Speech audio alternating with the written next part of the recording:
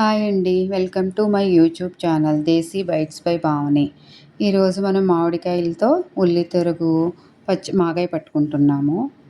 ఈ మామిడికాయలు నేను తొక్క తీసి చిన్న చిన్న ముక్కలుగా ఉల్లిపాయ ముక్కలు తరుముకున్నట్టు తరుక్కున్నాను.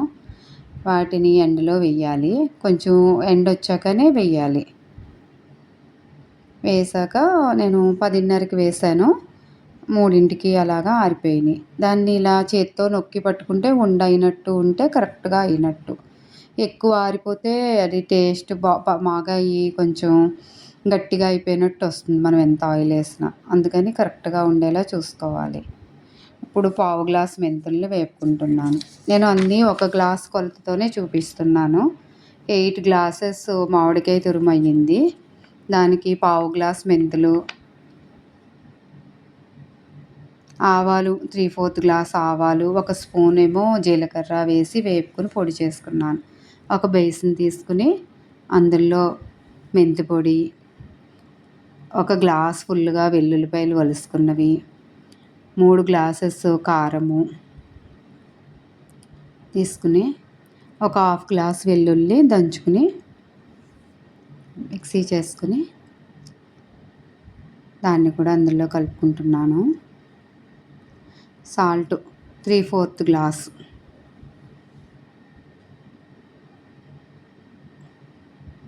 ఇది 1 ఇయర్ నిల్వ ఉంటుంది. ఏమీ చెమ్మ లేకుండా జాడి అవి బాగా క్లీన్ చేసుకుని అందులో పెట్టుకోవాలి. తురుము 8 గ్లాసులు అయ్యింది. 8 గ్లాసులకి 4 గ్లాసులు ఆయిల్ పట్టేస్తుంది. నేను ఒక హాఫ్ గ్లాసు ఆయిల్ని జాడీలో పోసుకున్నాను. జాడీలో పెట్టకముందే ముందు కొంచెం ఆయిల్ పోస్తారు.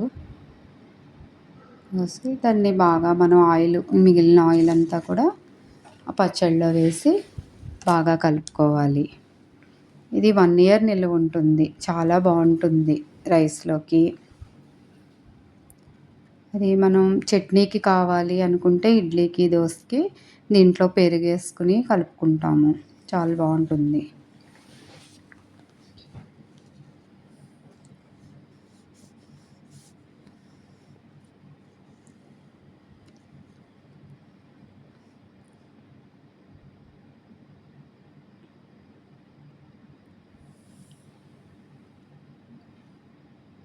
నాకు సాల్ట్ సరిపోయింది.